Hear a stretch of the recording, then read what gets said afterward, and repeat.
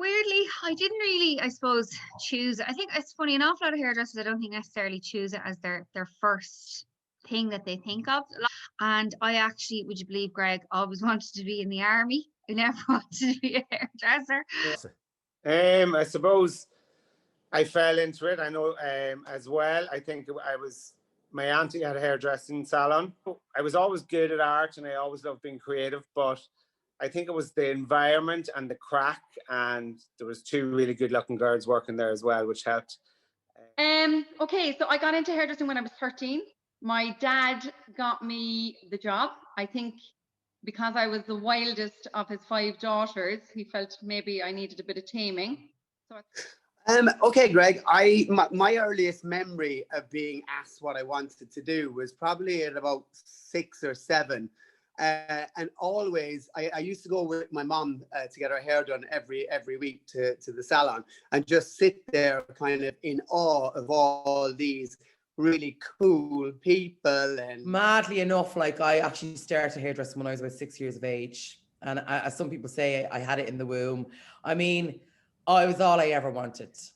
My brother and I literally locally could not get our hair cut the way we wanted it. We experienced some dodgy times going through our haircuts, with all these tram lines, undercutting. I mean, they were very cool back then, but very young. And nobody could really do it locally, or nobody actually wanted to do it locally. Any of the hairdressers that we went to see, maybe we didn't go round enough, but always sort of talked us out of it. So my mum and dad actually just bought us my brother and I, a pair of clippers. And we started cutting hair at home ourselves. And I had this childhood dream, Greg. I was mad on Marvel Comics. And my dream, my desire was to illustrate Marvel Comics. The college that I wanted to go to wouldn't accept me for another year. My mum, who's a real strong northern working class woman who's made good, and she said, well, if you think that you are just hanging out for a year until college starts, you've another thing coming. So get your backside into the salon. At the time, my brother was teaching on behalf of Vidal Sassoon. I'd finish work on Saturday, I'd jump on a train, and I'd go down to London to hang out with him and his friends. There were shows and exhibitions, and oh my gosh, it just blew my mind. And I recognized that this world of hairdressing, I wanted to be an artist. It was hairdressing. He's full of them, Greg. They're all over the place, these artists. They're incredible, these people. So it was a little bit by accident. So obviously, I'm a bit gobby. My mum and dad were just getting so irritated with me. And my mum was like, look, you just got to get a job. So after school one day, I rocked up to the local cool salon that there was. And I basically got my elbows out, went in there, went, I want to work here. So can I work here? And it kind of happened like that. So when there was actually my mum's friend, right? I remember I was about 12, and she was this tall, blonde, permy, skinny girl. And you know what? I just idolized her. I thought she used to come to our house, and I just thought she was beautiful. And I remember saying, I love what she does. And I swear to God, I was wondering if people saying to me, you just like Christine, you don't actually want to be a hairdresser. But funny enough, she opened her own salon when I was 13, and I started out with her. Then when I get stuck into doing something, I always stick to it. So I just fell in love with it then and continued it. It was January 1998 I started, because was Peter Mark Liffey Valley opened, and my uncle Oliver asked me that I wanted to start a job and Friday evening after school. So I initially went up just to sweep the floor, make cups of tea and coffee, and I got £11 for 4 hours on a Friday and all day Saturday. You got £11. So I thought it was loaded. I only done it for the £11. So I was 13. And then Oliver just started to train me, and I just fell in love with it. And to be honest with you, Craig, I think hairdressing I didn't choose it. It's chosen me to be a hairdresser. From a kid, my family always said it. I was always, playing my hair. I just loved hair. That's all I can remember is hair. And, like most Irish mothers or whatever, my mum had her hair done every week, and I was the youngest of the family. So I was always brought with her to get her hair done. So I just loved going into a salon. I loved the buzz of it, everything. And then my brother, when I was about 11, he met a hairdresser. And I used to sit there watching her blow drying hair. So by the age of like 12, I asked for my Christmas presents.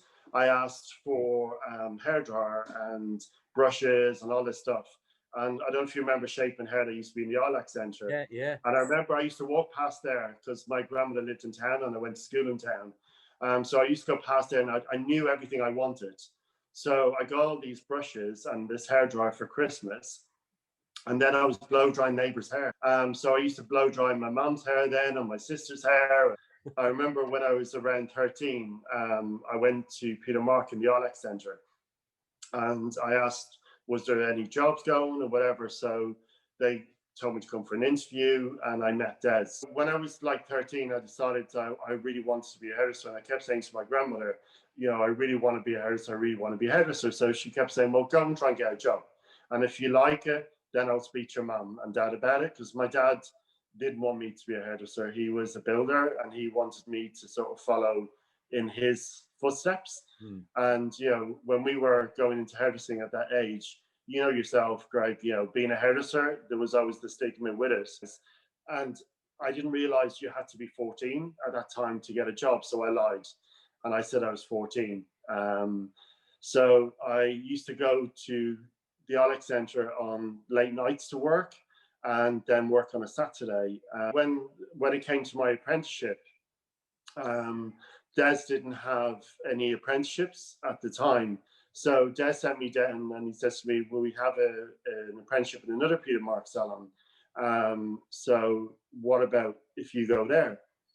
So it was from beside where I lived and I was like, okay, so. I think, geez, and I say this to everyone because I get to ask this question so many times over in the career, and I definitely did fall into it, Greg. There's no doubt about it. At school, I was one of these people who loved practical subjects. I loved technical drawing. I loved carpentry. And I remember one time being in at the doctor and I had a bad infection. And she said to me, what are you thinking of doing as a career? She was very black and white, like, you know, and I said, oh, I said, look, to be honest, I love carpentry or I love technical. And she said, don't even think of going near carpentry because it's going to be full of dust and you'll be dead in 10 years. So she said, would you not, you have a couple of relations in the industry, like an aunt and, you know, cousins and that are do hairdressing, you know, would you not think of something like that? And I kind of went, what are you on about? Like, you know, she said, that's a lovely career. She said, look, I go to a guy up in Kilchimott in County Mayo and he has a waiting list. And I go up there every 6 weeks to get my hair cut. And it's a great career. And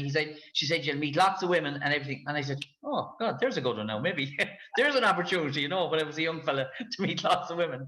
And to cut a long story short, came home and I thought, oh, maybe I should try this, you know. Well, the answer to that is simple. I didn't choose it. It chose me. And I know that sounds very cliche, but I can never remember a time when I didn't want to do hairdressing. When I was a kid out in the street on the estate, I was cutting all my friends' hair. Now, really badly. There was a lot of dodgy mullets going around back in the 80s. I didn't want to be a hairdresser, but I just knew I loved doing hair.